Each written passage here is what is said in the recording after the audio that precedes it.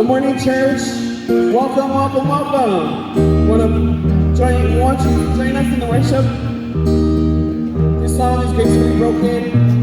For everyone that's going through something, don't be quiet. Speak up about it. Don't hold it in. God is here. And for that reason, let it be heard. Amen.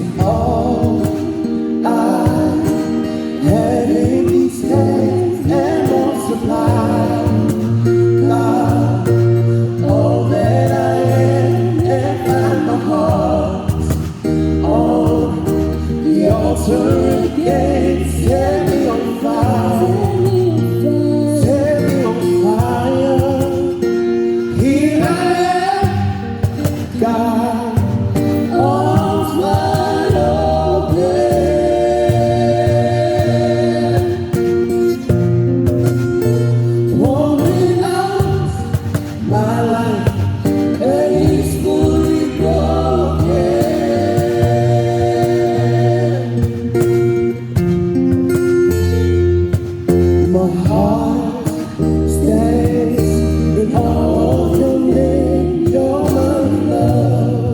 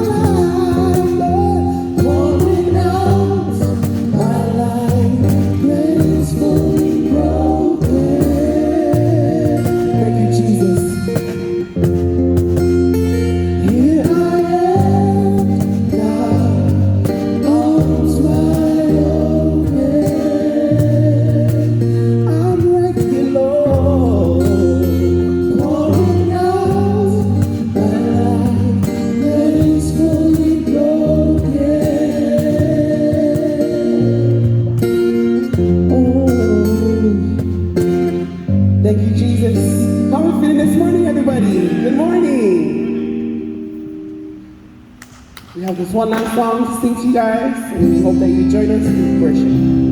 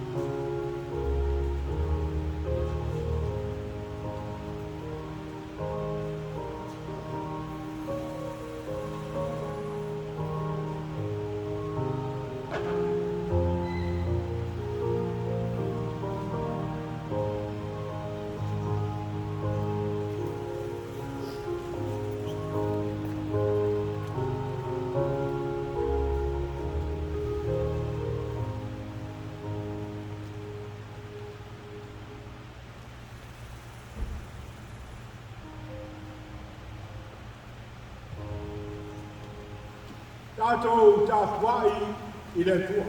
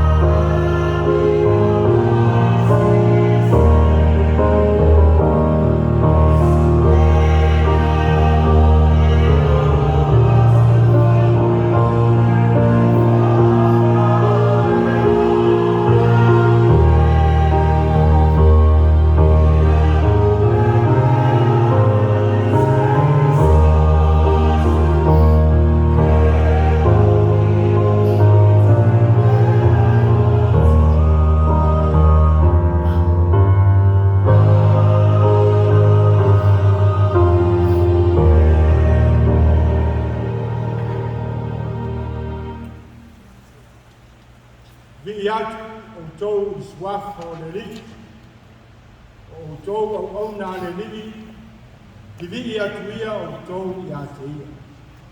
O tau o e tutu I le fale o le li, I loto a o le fale o tātou tua. Ia o tau vi atu le li, a wā le nei le li, ia whai pe senga I lona swafa, a wā e mata mo fia lea.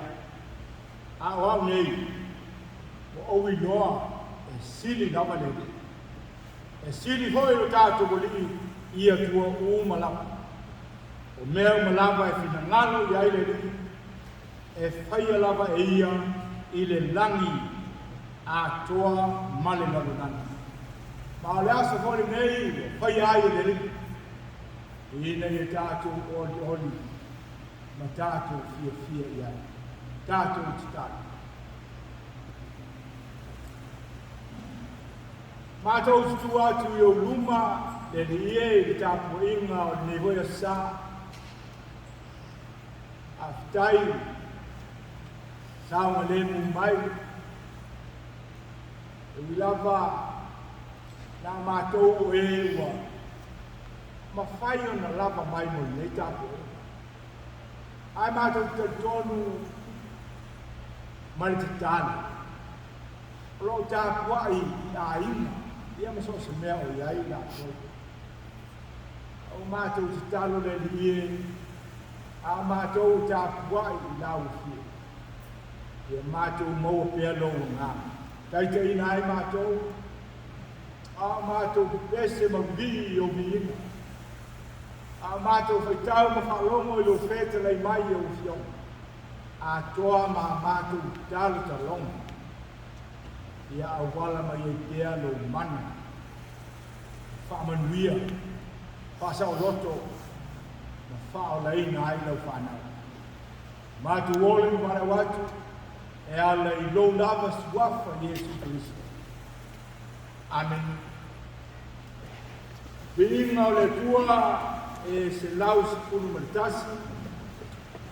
Pese I a Jesu o tātou whaola, lona alofa sili I a autu wai.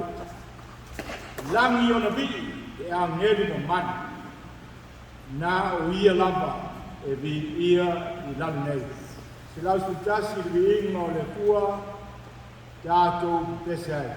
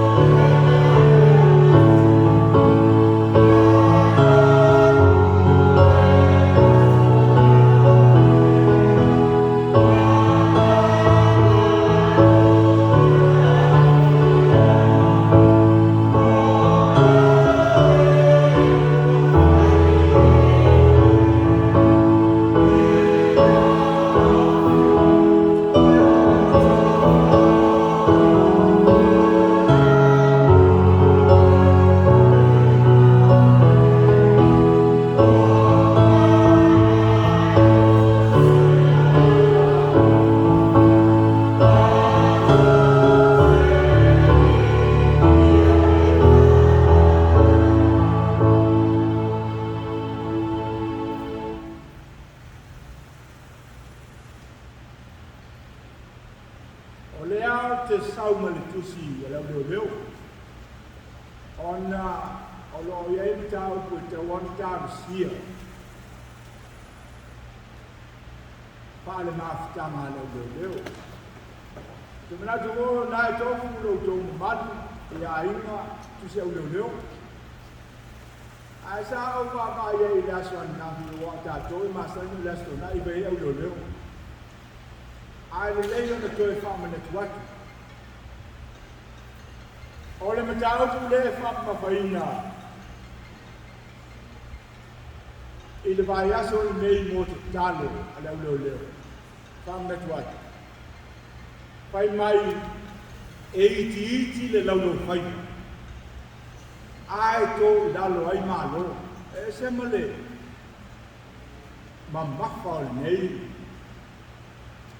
Pāku. Arau tūna o le song.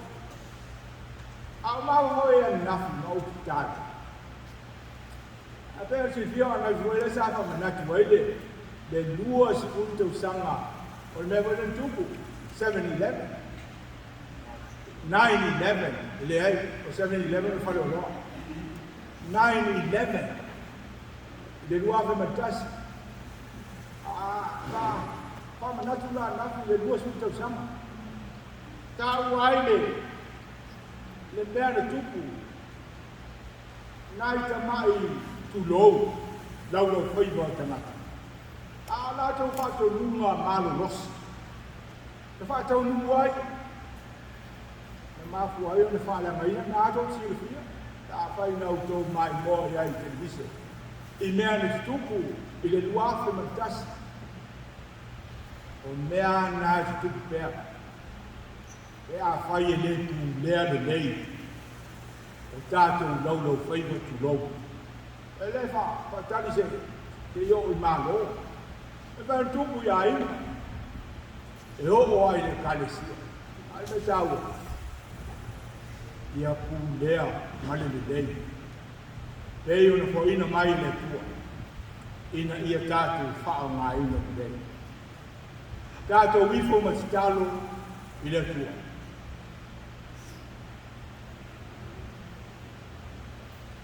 Le atuae, le tamae ona, le tamae ou, le malosi, ma le pule awa. O le voi e pei ona, talo sia e lo walo Iesu Kiriso. I le tatalo e pei lawa foi ona mātou tauro toina. O lo e malele ai, ia whaia i ofu na ngano i le lalogana. E pei ona whaia i. Le tuai, mātou te whaakitai o lo whaia pēa. Ma o lo whina ngaro hoi lea, māfu ai o na maua nei awa noa. E poto ai i tā pua i lau whio whaakitai le kua. I o lātou soi fua ma o mātou wola o fwoi nāki. Moni e hoi tēni e la ngona aere, whaavai vai. La ngona aere e tau sora muli. O isi lavo ma tuali liu, ma toi o ese, ma toi fo. Ai whaafitai, maua pe awa noa. Ele matala e whaafitai awa noa e mau hape nei. Ai o mātou a inga fo, so se mea mātou te iai. O lai te iai le li. O a lea, apitai e maua lea ma noa, e tala noa, e whei noa. I le mata e mafutai tasi eisi. Ai mafutai ma lau fio o le mea o tu siri lea o nta. Mātou, toi vai tua e se balinga whale vai o sa, au ngā venga sa venga iai, a o ngā le whanau, tau singa o mātou a inga, whale velabe e tuku bea, a whitai taitai, a whitai leo, a whitai e lofa, leo mo whai o mātou toi mauai, ne whitai ao e mui.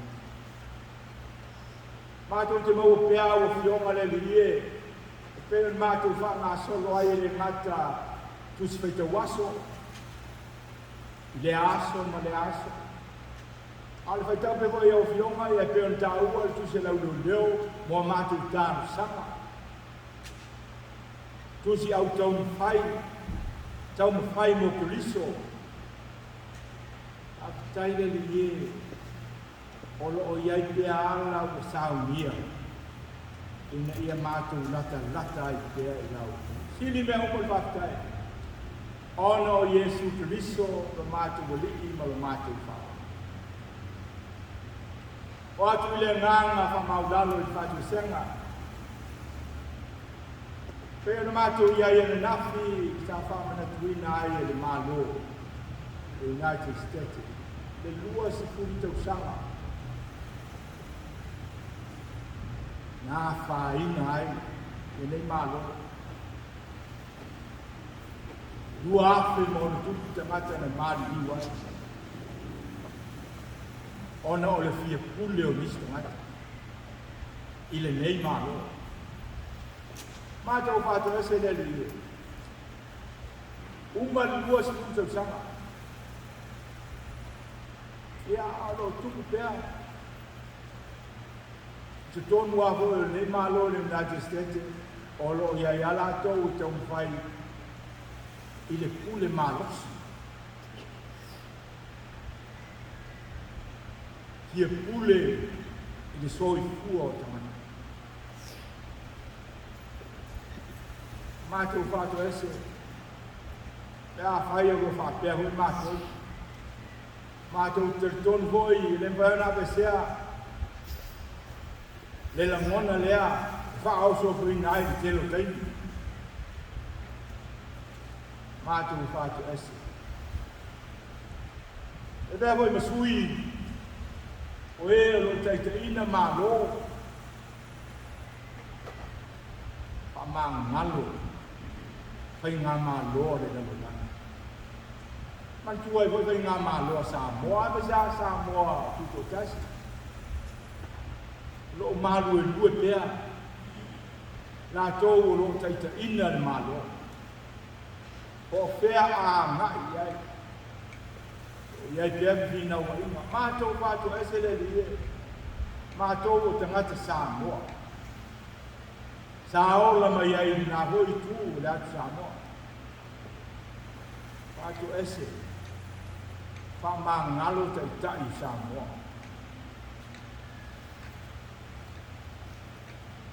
E le nāo. Mea te tele le li e mātou te whātou ese. E o a nai neiti.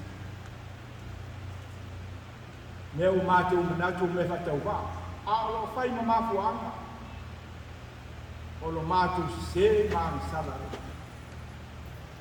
Wha māng ngalo mātou. Neri. A wha mawhaina e lau leo leo i nei vai sa. E iti o le lau lo whaiwa tūlou. Ai ma whaina whātou na luina mātou. Mātou ese le li e. A whai o lo whapeo na mātou le lea le lei. Lea mea lofa ua e fo ina i ai mātou.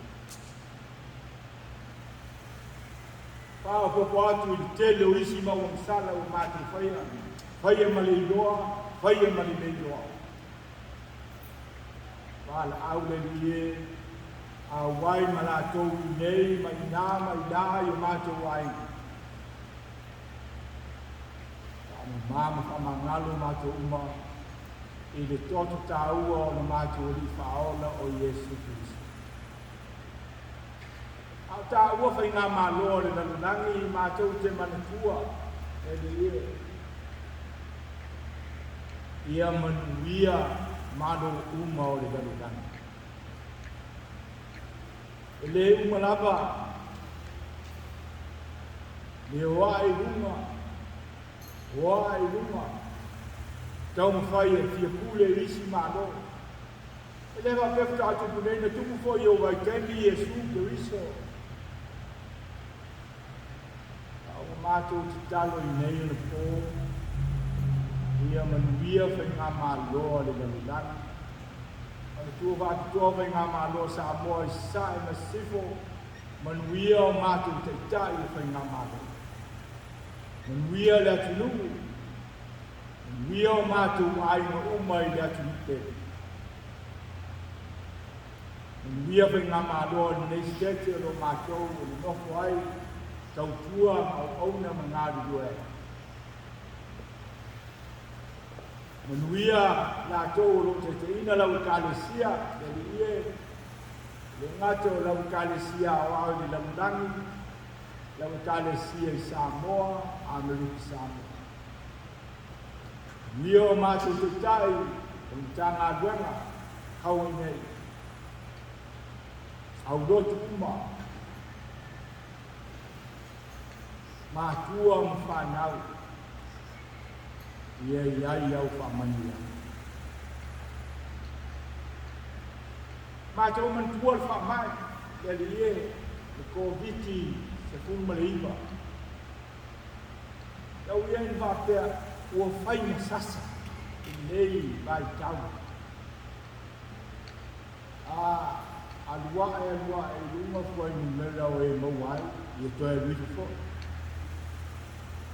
Au mātou te tali, e pei langa ona.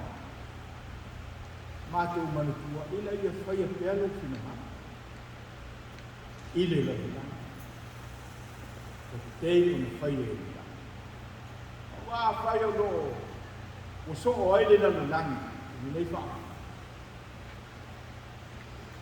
Pape feo ni fōku. O nā o lau whio le rie mātou te wāla awa tu iei. O ala ona whai masasa o rai tō tele hui te ngata o lo te te iei. I tau mo whainga ina i e whaai titia. Au wala e whaai titia au. Tele pe iei. Whamtalang. Hai tionga. Mātou te tālu. I e whai a pēr lofu ni ngalo rei. Onu iau mātou tua oi. Ai o mātou tua oi ro nofo na talata i le nei whanua. Onu ia whoi. Kāle sia nei. A inga te kasi mātua mi whanau. O ai o lomu mai ni vai na moina ni whamalo loina. O ai foi o lo whano noa, o iai lo while mu malau whamaka. Manuia le alu, o le tala le lei fola i le aso, i lea whatawhaitau danga, ma lea malu. O mauma pa ia. Ia maua pēr tangata te tonu whātu kua i lau. O mātou te talo ia, e oho i nātu whātasi ma te talo lilo i o lātu whina ngalo ma o mātou loha.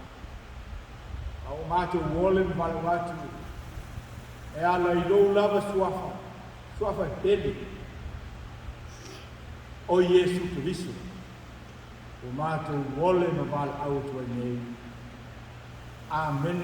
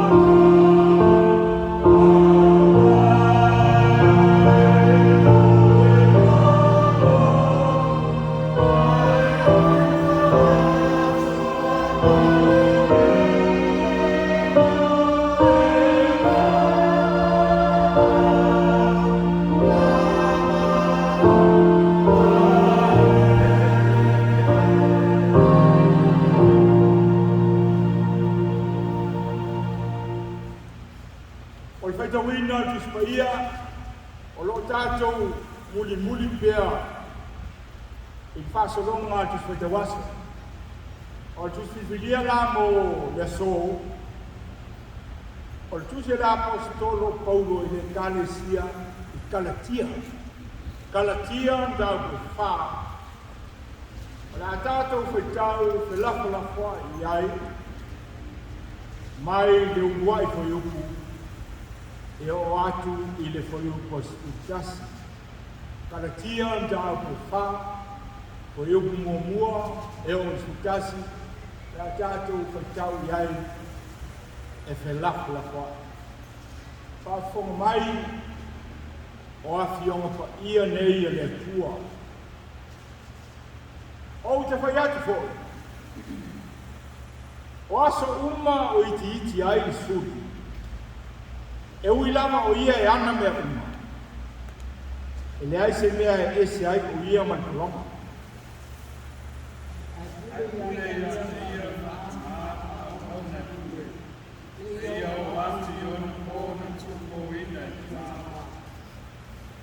Sa va pe fo i tātou ino tā maiti. Sa no fo kolonga i tātou i mata upu mua ale na lona. Aua o atu i le whaatoanga tāsana. A wina mai lea e atulolo nā. Whanau le whine. Whanau roko i muta. Ina ia whaatau mai e ia e na nofo i tūlako. Ia a vea i tātou mātari. O atari o tō. Lea lea o wina mai ai e le fuare a hama o nā alo i o whaatulot. A au. Aba le kupai. O lea, ua lea toi whai oe makoronga, a o le atari. Ai a whai o le atari, o le suli foi ona o le atua. Moni, ia o tō wane toa e o tō le atua, mai ai o tō, o mai lea e le ni atua. A o nei ona pō ina ua o tō i loa le atua. Pe sili pe a whapea, ina ua i loa lava o tō e le atua. Pe whape whea na o tō tō i li liu i matau mua e vai i whatau wai. O tō tō e mana na o ea, i o tō tō e nofu po longa ia. O te ana yasu, ma maasina, tau sasa. O tau marsutasi. O te pepe ia te tō, i ne iwi i te whare a mai, whaia i a te tō. Ia whetala i pēr le nganga o le lili, ma whamanuia mai i a tātou i tātou whitau, whanulongo, i ana whionga pa ia, ma ia tu mau te pē i a te ia lona vi inga. Amen. O le tali atu i whaitawina o whionga le tua, o le pese si lau Dios ki bani. Iesu ia e alofa mai, au maia ia i mātou nei. E tū mawai i a te mātou o lou ngāna sā.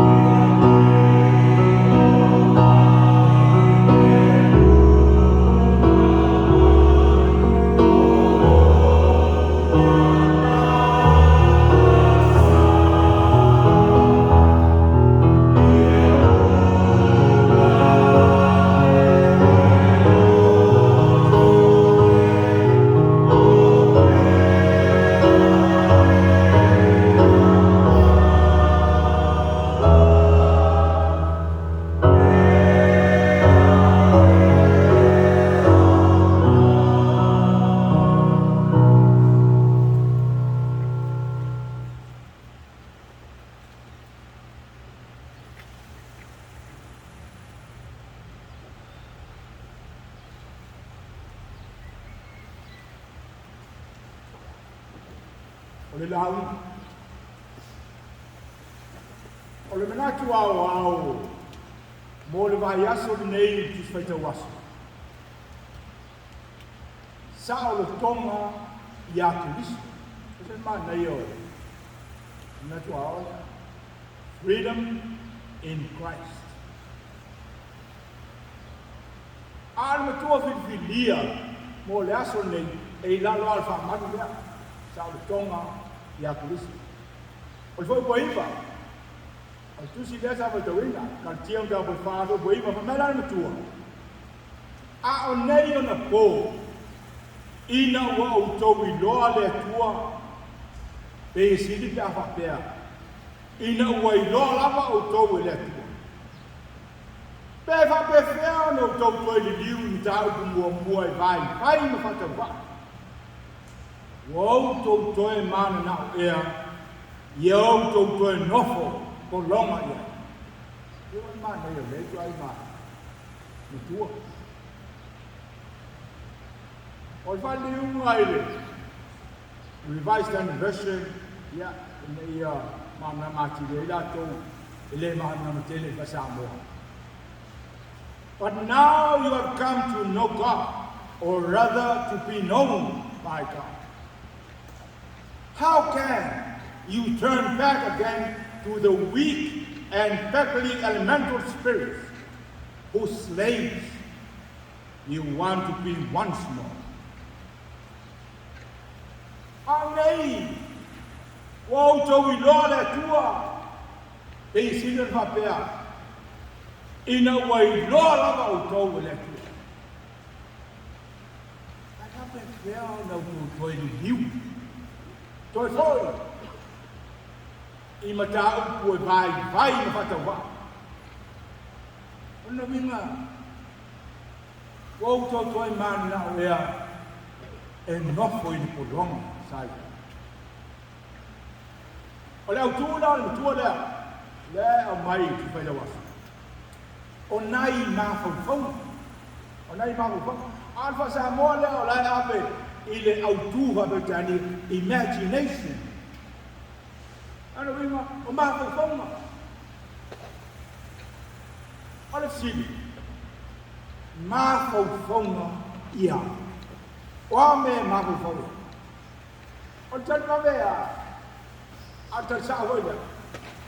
Ma fon ne so se mea le nei e o ai mea le ama.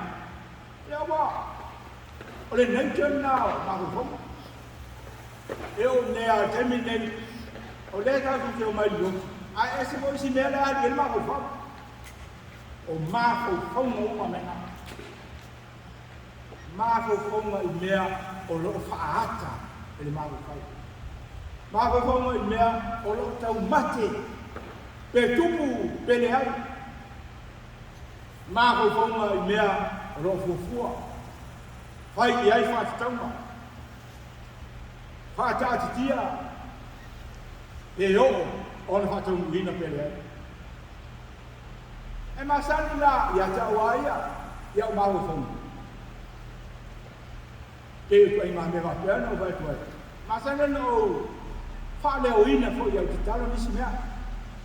Ano wapea lea tuai. Na ona mātou fua la. Na ona mātou whaatati tia. Whai ei whaatataunga ia mea. Na ona mātou tau mate. Pe a, e whasa moa tau mate i ato. Poi whapea hoi. Na pe a, se foi whae i tau. A ona mātou si tau. Na o lau fio e te whaatau uina me mātou. A nei nā. O mako fonu.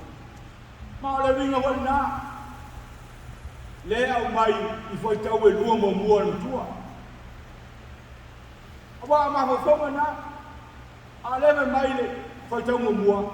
Ina ua o tau i loa le tua. Wa ala na maua i mako fonu. Ma te talo i le tua. Ina ua o tau i loa le tua. E tai. O le nā si so i fuai Malaysia foi tau. O mai sili.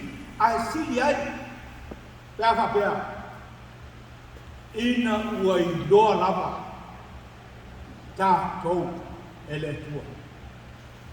Na vai lan sili, ai se a ua sili aile, I foi tau na lua lea, I foi tau mua. Foi tau mua, wa e loa lea, wa o loa lea tua, tātou loa lea tua. Foi tau na lua, wa sila fia ele tua tātou. Ai se a la sili aile. Anga si tau anu mua lea tua mea uma. Ana le sila fia mo ele tua, oe maa tātou uma, le lalo langi.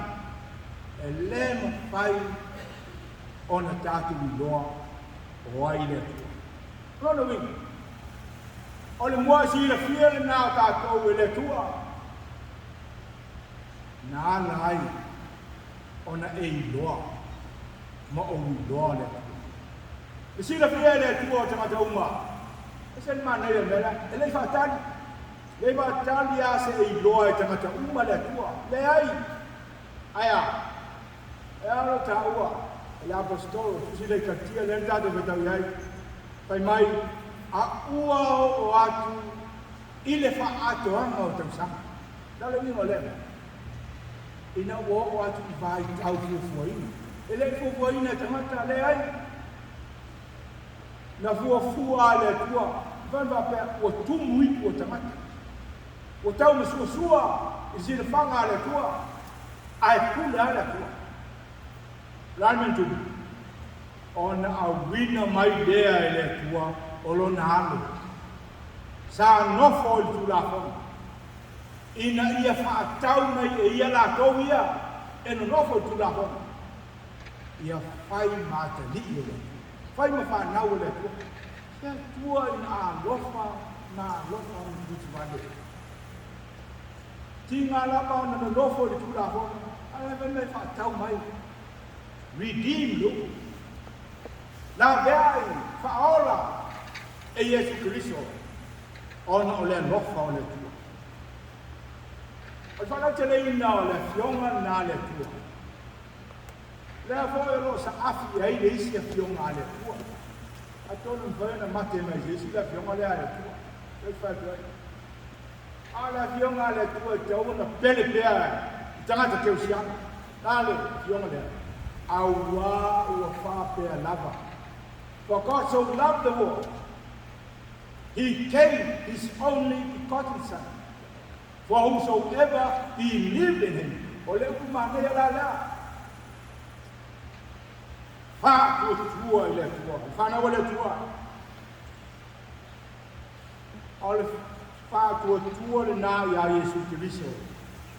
Lea mafua I fesilia, e whaai ua I tua, lea fesilia I apostolo. E vai atu o le lui le nā la apostolo, I le kale se kaltia, I le ngata kaltia a tātou. Tangata I nei po. Mai tu sa o whape mai la apostolo. A whai ua maua I tangata le wha o tanga man sa o tonga. E ala I le wha tua ia Yesu Christo. A whai ua tātou sa o roto. A whai ua maua le wha o tanga. I le wha tua ia Yesu Christo. Le ke riso na maliu. Ma toi tu manu malo. Ma o tātou manu malo. Fo lea whatasi maia. E silana I nā. Ai wha e whio ni toi wha longo atu ia apostolo. O toi le liu tamata. O toi foi tamata. I le mea tuai. E toi nofo ko longa ai. Mata le asa utani. Wha tamata ke usiano. I le Silia. Silia ko ia tātou. A se au toi fo i ei nisi ma le liu atu. I le mea sa ko longa ai. E mo fia tani. Ona ua le whātua tua ia Kristo. Tari whale hanga le. Ona ua le whātua tua ia Kristo. Al Kristo le nāna whātua tua ia ila apostolo Paulo. Da ua ko I launga le siau mwai. Paulo. Sa Saulo. Da da whasang tau lau Kirsiano. I le kalesia. E oa ia Yesu Kristo. Ai ina ua li wina. Whātua tua ia Yesu Kristo. Le koe nofo i polonga sa iau. Nei e tau tino mai ai. Le koe iei la fionga lea le kua tusi katia. A o a. O a paulo lea. Ua whaasa tau reina whaatasi ma ua ma ke riso. O te leo toi ola. A o ke riso. O lo so i fiua i te tonu i ata. O lau sini muri. O ai e nai e so i fiua. E lo nami so i fuang whale hana. Amen. Tolu se lau visi skulu vi inga o le tua. Ia susulu atu o tātou. Whapei o le mo li le pōmsa. I tātou wa mio. I tātou tonu e o le iloa. Tō tele e o pelu mia i matapoto i asatani. Kai wai mapea. I tangata nau to e fo. Whai atu i ai i tala ni lei. O oe i lo nu. I lo aima. I lau tani sia. Wa fo i lo. Tōnu se lau whitu skulu vi inga o le tua. Tātou pese ai.